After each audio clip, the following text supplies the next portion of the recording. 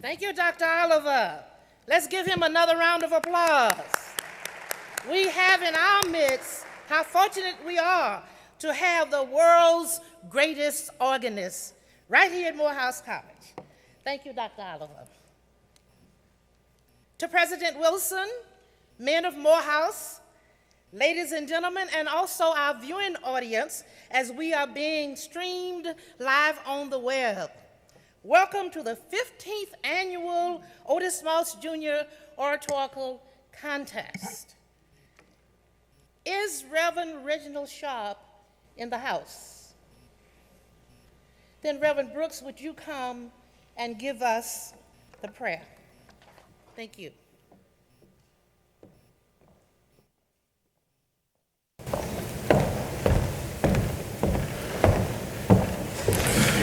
Let us pray.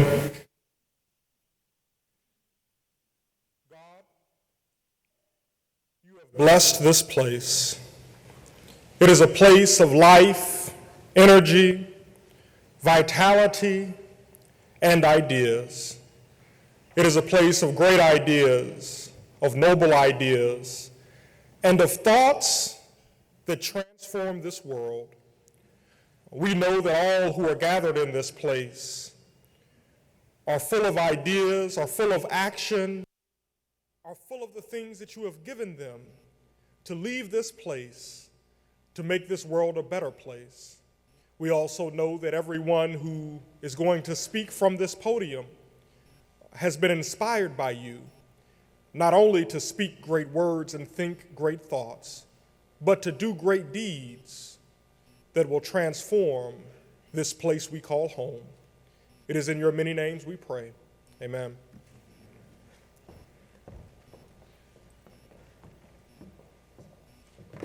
Thank you, Reverend Brooks. Morehouse is known for producing great speakers, men who can stir the emotions as well as stimulate the intellect. And of course, a Morehouse man and a man of Morehouse is expected to speak well. The term oratory means the art of speaking in public eloquently and effectively. An orator is one who uses highly stylized language, often distinctly metaphorical and full of striking images presented in a compelling manner. You're going to hear that this morning. So an orator is distinguished for his or her skill and power as a public speaker.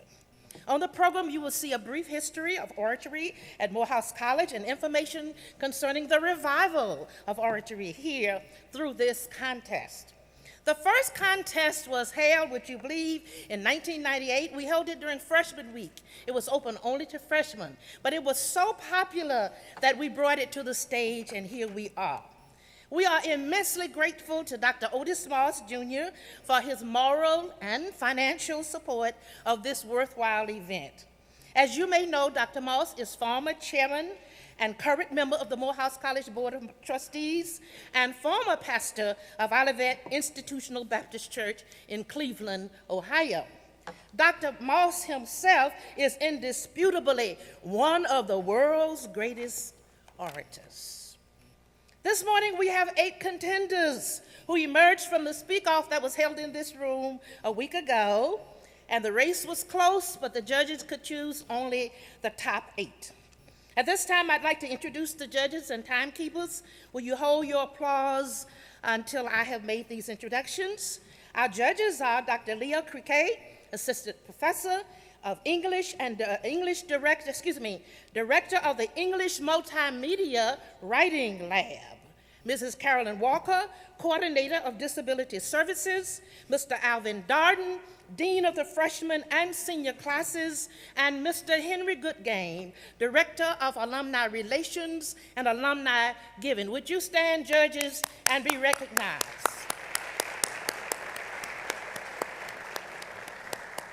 The timekeepers are Mr. Samuel J. Cockfield, class of 2013, Mr. Mikhail Driver, 2015, and Mr. Mitchell Kabia Williams, 2013. Timekeepers. The topic for this year's competition is Men of Morehouse, responding to the call for action in civic engagement for decimation of urban apathy and nonfeasance. The decision of the judges is final. Winners of this morning's competition will be presented their awards on Founders Day next week when Dr. Boss will be here. And now for the guidelines. The contestant will walk to the podium and give his name. The time then begins immediately. Each contestant will be given 4 minutes. At the 3.5-minute point, one timekeeper will stand and remain standing. This signals a 30-second time period remaining. At the 4-minute deadline, all timekeepers will stand and remain standing. This means that the contestant must end his speech quickly with no more than 3 sentences. Any speaker that goes over the time limit will run the risk of being disqualified. And finally, speaking in public is the #1 fear of Americans today. We know that you will refrain from heckling or laughing out loud, inappropriate clapping, and other modes of disturbance. We also ask that you refrain from applauding during a speech presentation because you will be taking up the time of the person who is speaking, and he has only 4 minutes. Gentlemen, I know you will observe these guidelines for decorum. You know why? Because you are men of Morehouse. And now, ladies and gentlemen, the 2013 Otis Moss Jr. Oratorical Contest will begin.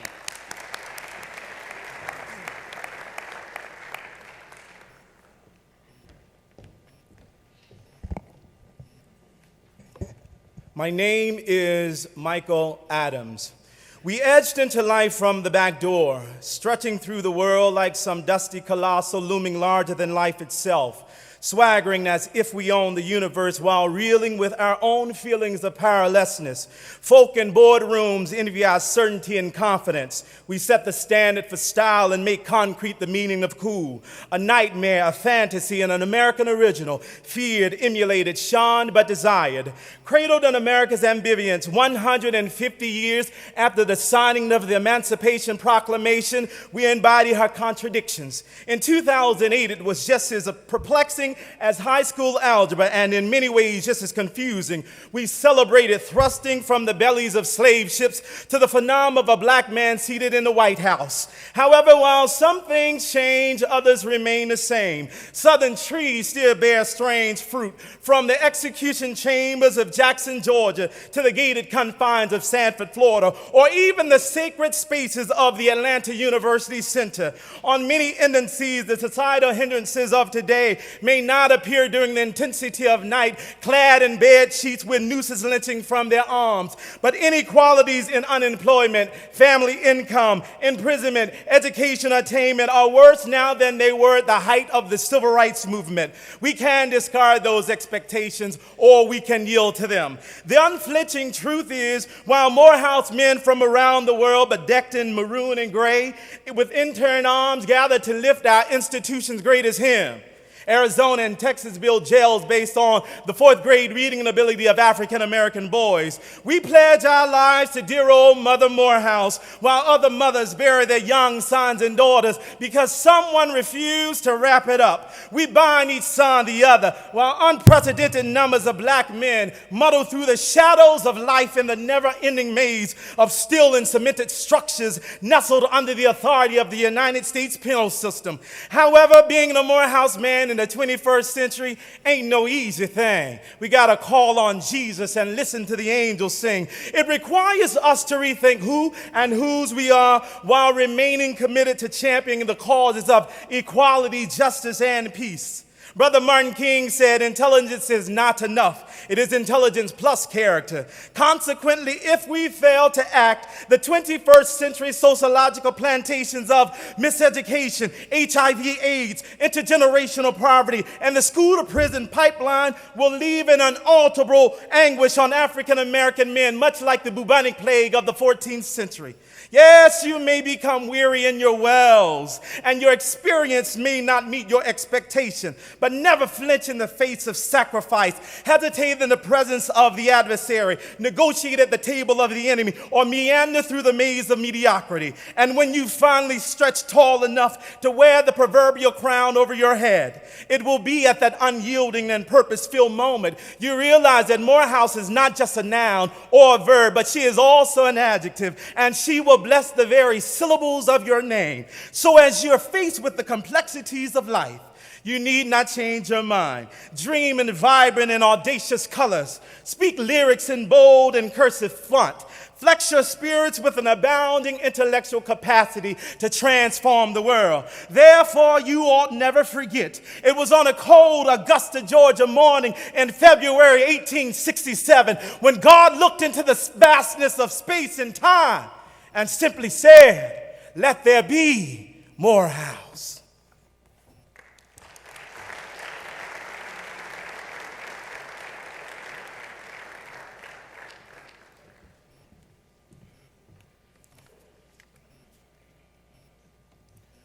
I am Fanon Nashaddeen Brown. The world is all messed up. The nation is sick. Trouble is in the land, confusion all around.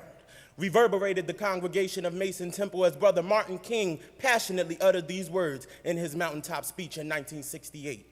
Yet despite the recent commemorative observances of Dr. King's holiday and the second inauguration of a president of color, this downtrodden depiction of our society described by King still similarly resonates today. And I declare that we will not see an end to this decadence as long as we stand by and observe its decimation by failing to participate in civic engagement.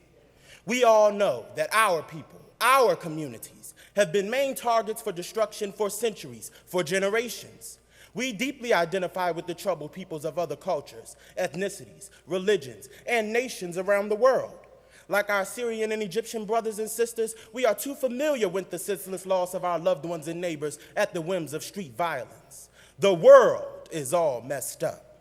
As violence permeates the streets of Chicago, Detroit, New Orleans, St. Louis, Philadelphia, Los Angeles, at the hands of cold killers, we have seen the Trayvon Martins, Jordan Davises, and Hadiya Pendletons of the world never have a chance to go to prom, apply to college, pledge a fraternity or sorority. They will never live out their dreams. We have prayed for the safe returns of our baby girls abducted from school, the Naila Robinsons of our communities.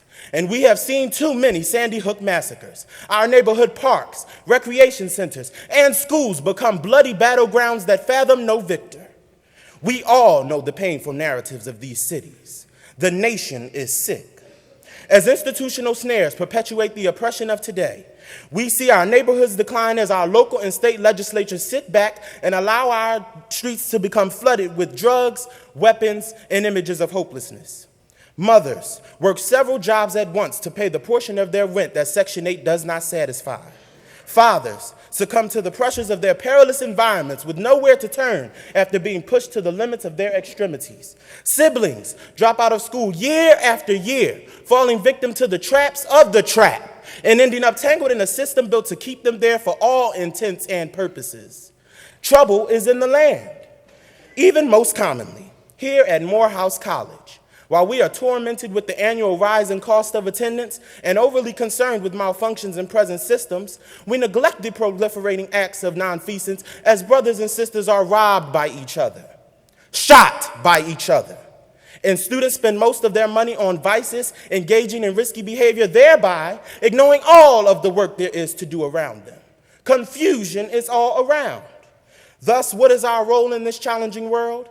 Our mission as men of Morehouse and leaders of the free world is to first respond to the call for action and civic engagement by coming into the awareness of our local, national, and global issues, and then developing a moral consciousness which calls for taking responsibility.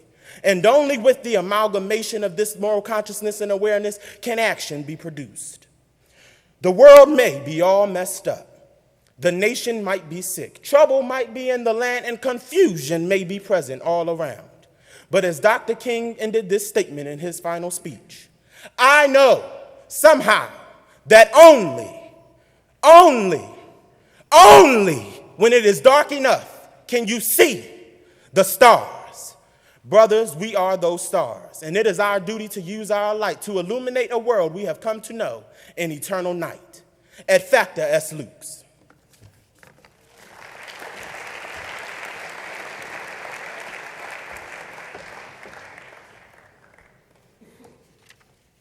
My name is Seth Lyndon Brown. It is estimated that the typical cell phone holder makes or receives on average 8 phone calls per day, which totals to about 2 billion phone calls across the populace of 300 million cell phone users in the United States daily. The nature of these calls extends both far and wide, from good news to bad news, from business calls to personal calls, from pocket dialings to purpose dialings. There are a myriad of meanings behind why people call each other, but I want to simplify for our purposes this morning by saying that anytime a call is issued, no matter what its kind is, it serves as an invitation for conversation. However, I want to submit to you on a deeper level that the act of calling antedates the advent of the telephone. You see, you must know that our Creator called this world and all that we see into existence simply by starting a conversation with the chaotic cosmos. He simply spoke, and the cosmos responded by becoming. Let it serve as an announcement to some and a reminder to others that the creation story is not the end of this calling, but there are still calls echoing from eternity for someone to start a conversation and speak to the chaotic condition that our world, our continent, our country, our state, our city, our ward, our college have degraded into since their origins. And we on the receiving end of this call must answer, because we're in a time where Morehouse apathy is not acceptable. Can't you hear it? The clarion call has been sounded for someone to answer and speak towards the gun violence on the dark street corners in Chicago, a result of our collective capitulation. Can't you hear it? The clarion call has been sounded for someone to answer and speak to the failure of government to bridge the gap between our economic experience and our economic expectations. Can't you hear it? The clarion call has been sounded for someone to answer and speak to the ever-climbing costs of college and the ever-declining sources of student subsidies. Oh, can't you hear it? The clarion call has been sounded for someone to answer and speak towards the immorality of our socio-political leaders, which has led to their impotency and inability to affect change in the world. Can't you hear it? The clarion call has been sounded for someone to answer and speak towards the dilapidated state of our media, whose focus is only on acquiring more viewers by promoting fratricide and ignorance in the form of reality TV. Men of Morehouse, let it not be said of you that you turned a deaf ear to the callings of your Creator and the cries of the misdirected youth in the community. Let it not be said of you that you took a vow of silence and did not create the conversation that is needed to speak to the plethora of problems that plague our people privately. Let it not be said of you, men of Morehouse, that you did not raise your voice to prevent men from raising their hands against women. The question must be asked here: what happens when important calls go unanswered? Well, what would happen if you found yourself in a predicament that called for the police, the paramedics, or the fire department, and the operator didn't answer? What would happen if financial aid didn't answer your call when you were on the cusp of the great purge? Oh, the answer is simple, my brothers. Your destiny would be dim, your future would be futile, and your progression would be postponed. And the same will be true of us if we ignore the calls from justice, peace and equality, truth and morality. Oh, so when you get that call from destiny and when it dials your line, and as you retrieve the receiver, will you hang up on hope or will you process the call of your purpose?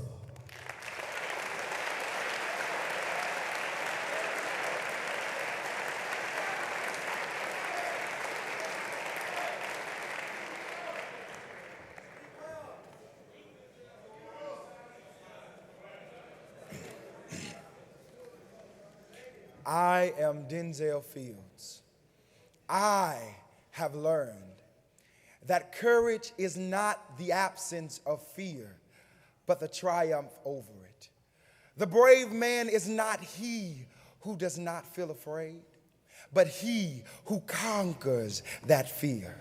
The Honorable Nelson Mandela courageously lived his life through these words in the face of heightened racism. looming danger, and systematic oppression that painted a bleak picture for the future of our people. Mandela's words of courage were not to just simply boost morale or to subdue uncertainty, but to truly inspire faith. And it was not just in humanity and our possibilities of greatness as a people, but in our self-resilience. The first response to the decimation of urban apathy and nonfeasance is the challenge to be courageous individuals who are sure of our life's purpose despite the difficulties of today and tomorrow. We are surrounded by hardships and made to think the solutions can be implemented by government or materials or by tangible wealth. But the only way out is to find the light within ourselves. We are living in a time of extraordinary difficulties. We are in the midst of societal judgment, undervalued school systems, politics steered by self-interest, and most of all, black communities endangered, stricken with poverty, and full of violence. But regardless, Mandela states that though we are fearful, we are not weak. We are not weak. We are not downtrodden by our fear, but inspired to dig deeper. Dig deeper, my brothers, to find the strength within ourselves to overcome anyone and anything that tries to deter our goals and darken our spirits. Now, people have the tendency to identify and execute immediate relief for the deeply rooted problems of urban apathy and nonfeasance. The State Board of Education says we need more resources to educate our children. And the government says we need more policies to stop the violence. They say we need fathers in our homes. We say we need better role models for children in the hood. And everyone says we need world peace. But I say no matter what is given to you, hope and change for our black brothers and sisters start with us. Men of Morehouse, you cannot be afraid to be who you truly are. And as I stand in the tumultuous sea we call humanity, I observe men each and every day accepting mediocrity as perfection and falling short of greatness. No, you see, your greatness may not be in you delivering the most memorable speech. Your greatness may not be in you being a great politician. Your greatness may not even be in you receiving your PhD. Your greatness may not be in you becoming well known. But greatness is the idea. This is what I love, and I am willing to die for it. Men of Morehouse, find your greatness and fulfill your purpose. Thank you.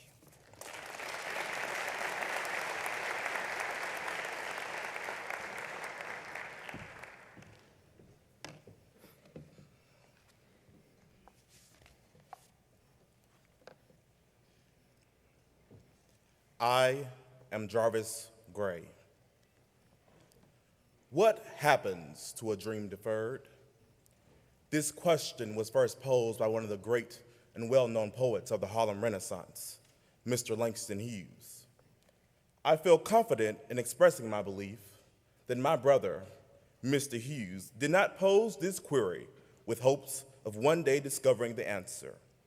I would like to believe that he, using his poetry as a spark, intended to ignite a fire.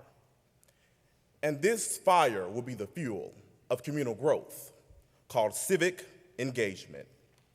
Unfortunately, it would seem that today, over 60 years later, we have seen what Mr. Hughes pondered over.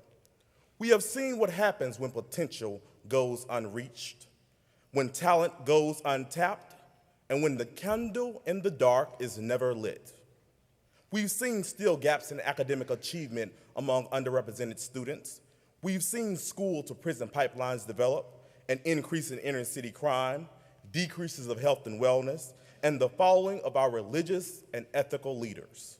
We've seen the village escalate from crisis to catastrophe, all because members have stopped taking responsibility for their community. Instead of being vigilant stakeholders for our community, we've surrendered our duties to overzealous and racist neighborhood watchmen, corrupt politicians, desperate drug lords, and government-sanctioned invasions of privacy. We've foolishly given up our rights to be invested and informed citizens and allowed our communities to go astray. Too lazy to do anything, we enjoy complaining and arguing about the injustice, but never take up the duty of correcting it. We falsely believe that it is not our place to speak up for some. We believe that all of our problems will be solved if the savior of our race is put back in the White House. I'm here to inform you that this is not the case. Our beloved community can only be restored when the citizens start to commune. It is going to take a massive team effort to change the trajectory of our nation.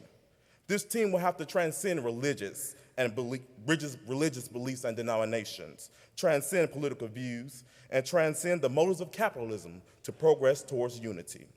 Yes, we've come a long way, but we've still got a long way to go. We cannot afford to grow complacent, and we cannot afford to tolerate mediocrity, although some of us have done just that.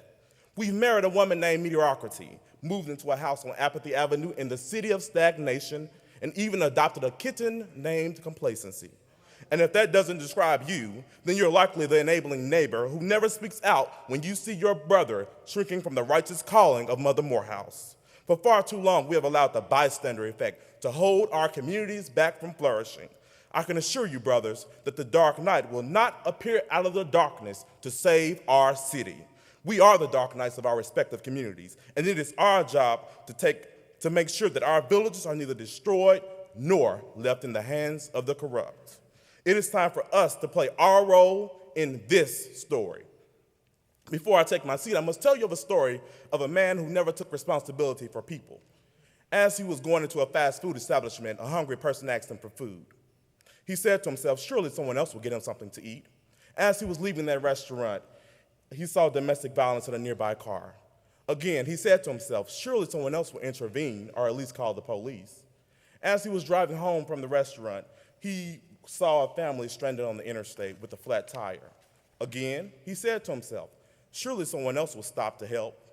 3 days later, the man was laid off from his job, and 2 months later, he was homeless. Brothers, let us unite in a common cause to eliminate urban apathy and nonfeasance. After all, Morehouse men inspire minds, change lives, and transform generations. Thank you.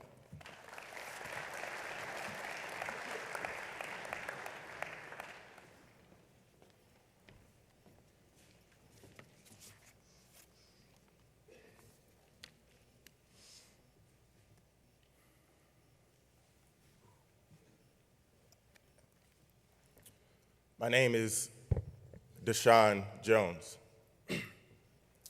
There is no other institution on the face of this earth quite like Morehouse College. At least that's what they tell us every year during new student orientation. The angels, they sing our praises from the heavens, and the women, the women, they swoon as we saunter down Brown Street, well, at least they do when I walk by. But other than our proficiency at walking with style, what makes Morehouse so special? Yes, it is true that we are the only historically black, all-male establishment of higher learning, but black males are educated elsewhere. Howard University, for example, educates black males, and they're ranked higher than we are on some reports. So, again, I ask, what makes Morehouse so special? I believe that a great factor into the mystique of Morehouse that is so often spoken about is not only that we educate black males, but what we educate them for. You see, the Morehouse of yore, the Morehouse that those old folks, they get up and they praise dance for every time they hear that name, the brothers that made that Morehouse made it through civic engagement.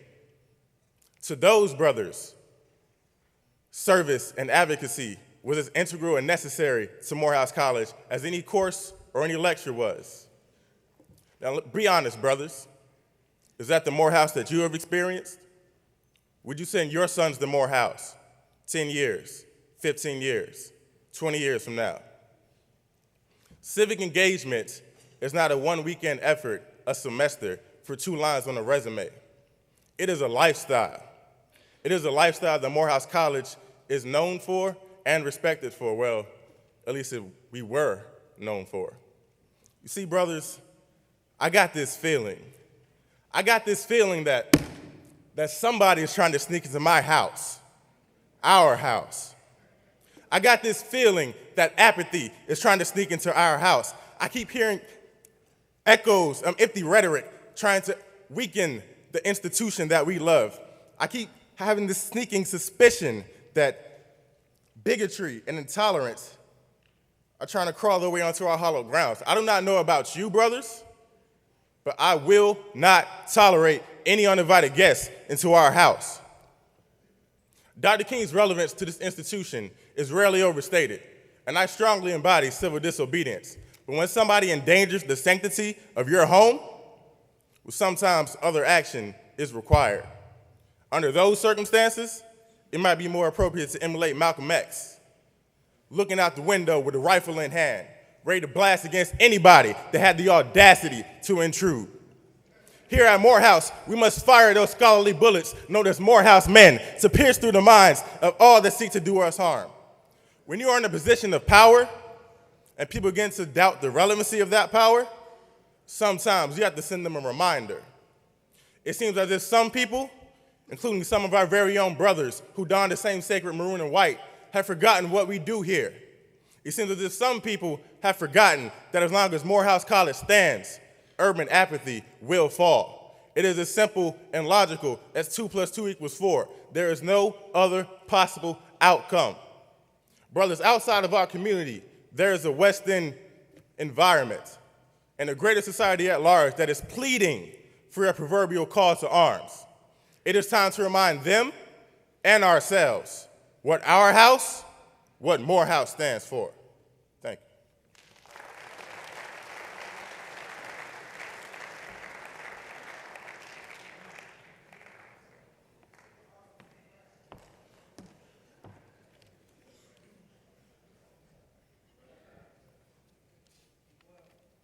James Pratt. Picture it, feel it, imagine it. A muddy young boy crawling through the trash, fighting against rats, cats, and dogs for a piece of meat. Nobody knows his name. His face won't be seen on your commercials. His cry may very well go unheard. A scene set right here in Atlanta, right here in the boroughs of your hometown. As we walk daily, do we consider the greatness of our own lives without any considerance of those who are helpless with no hope for tomorrow? In this time when the divide between the rich and the poor becomes wider and wider, the topic, Morehouse men responding to the call for action for the decimation of urban apathy and nonfeasance, couldn't be more appropriate. Decimation, destroying, dilapidating, breaking down the existing status quo so a new one can emerge. This is the call.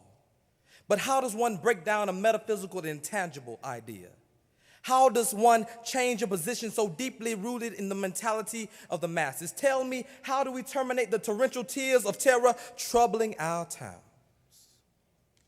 We now see many young men and women fighting against gun violence, posting on Instagram, Facebook, and Twitter. But whatever happened to Cone? Whatever happened to Trayvon? What about those hundreds of black men on the streets of Chicago dying? The problem is we as people, men and women residing in the heart of a bustling urban area, jump on the calls and fall off as quickly as Kim Kardashian changed men. We all laugh at this. We laugh at this because we are very well invested in the lives of those celebrities and those on our TV screens. But what about those who form our laws and protect our streets? We're apathetic about those things that have long-term value. But what is this legal term, nonfeasance? Nonfeasance, seeing that muddy little boy and ignoring him and passing by him. Nonfeasance is seeing crooked politicians get elected to office and not going to the polls next year. But let me bring it home. Nonfeasance and apathy go hand in hand when you see your brother sleeping in Crown Forum or dealing drugs out of his dorm room and you say nothing. Nonfeasance is having that main chick on the side and telling her about the 2 and 3 others. Nonfeasance, not heeding to the call of one of our greatest alumnus when he said, I can't be what I ought to be without you being what you ought to be. But just as every up has its down and every yin has its yang, this problem does has its solution. We must be the continual example and not just the convenient one. We have to have our brothers back, not only when he can't handle the twerk, but also when he can't handle the work. And on this, the 50th anniversary of King's Dream, we must let freedom ring from every hill and every molehill, from every mountainside. We must change that 13% presidential black vote and vote every time the polls are open. We must change that 67% single-parent homes. We must, right here at Morehouse, change that 36% four-year graduations and dig deep for scholarships and perform every time in the classroom. We must be exemplars.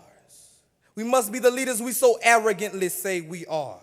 We must tear down the walls of stereotypes. We must decimate urban apathy by heeding to the call of our forefathers, heeding to the call of our brothers, heeding to the unheard call of that little black boy fighting for his life. Heed to the call which already lies within us.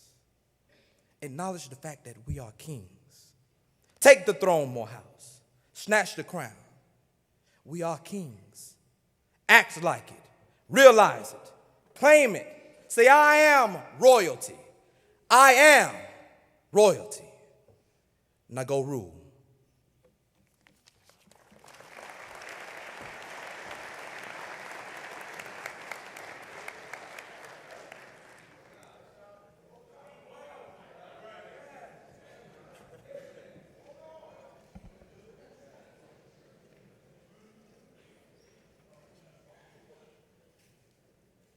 My name is Winford Rice. It was that scholarly, sainted sage, Dr. Benjamin Elijah Mays, who once proclaimed, "There is an air of expectancy at Morehouse College. It is expected that the student who enters here will do well." But I imagine if Dr. Mays were to traverse across the tender, temperate terrains of Morehouse today, if he could peruse through this pristine palace of potential and possibility, if he could saunter down Brown Street from Sale Hall, meander across Westview Drive into this sacred sanctuary, it is as if I could feel his aged right hand placed upon my shoulder as he lifts his voice declaring, "There's something different about Morehouse. I sense something in the air. I see something. I smell something. I sense that there is an air of apathy. This cold front has crept into the crevices of our consciousness at the college.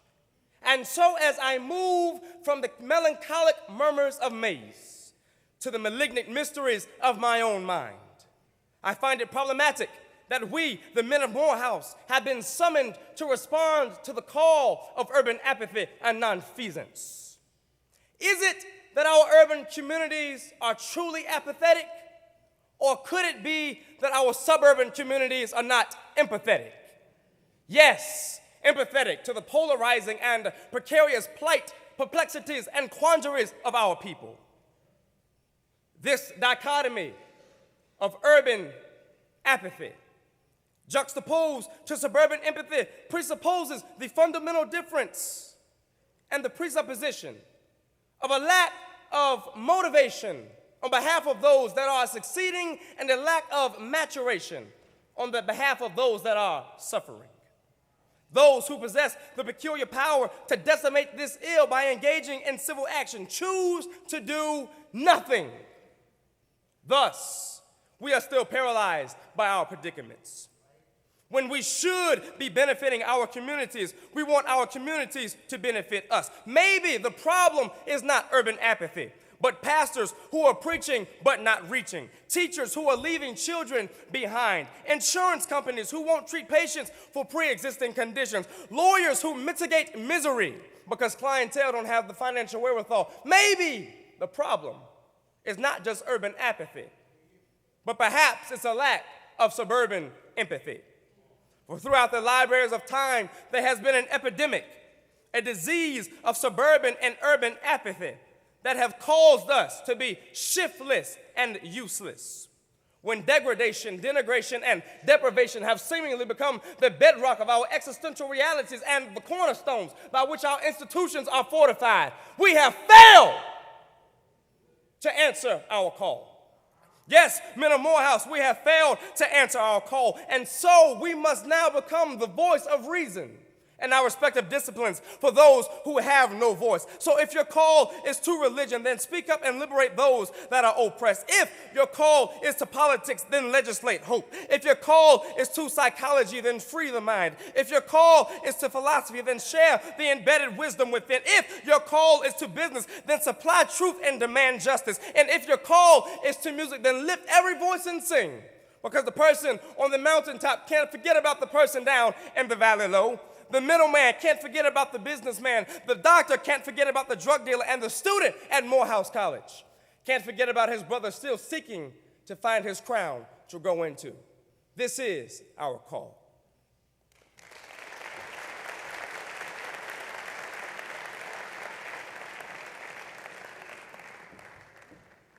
Let's give these gentlemen another round of applause.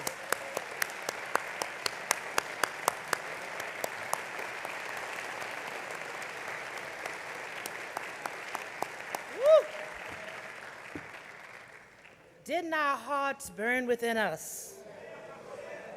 These are the faces of the men of Morehouse. Now, those of you who have not taken a speech course, you should take a speech course.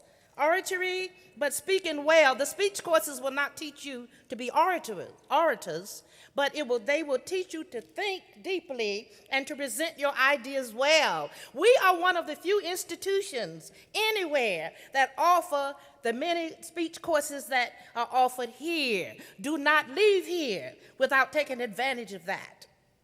Thank you, gentlemen, for a job well done. I'm so happy I'm not a judge. Judges, ooh. Next week, Founders Day Convocation. We will be here beginning at 10:45. I will send a reminder to faculty to dismiss classes no later than 10:15. Men of the senior class, we expect you to be in the processional. And men of the freshman class, I know Dean Darden has told you where you are to be and what you are to look like. We're going to have a wonderful, wonderful time, President Wilson, and we will be celebrating excellence at Morehouse College. Let us now stand and sing the college hymn, Dear Old Morehouse.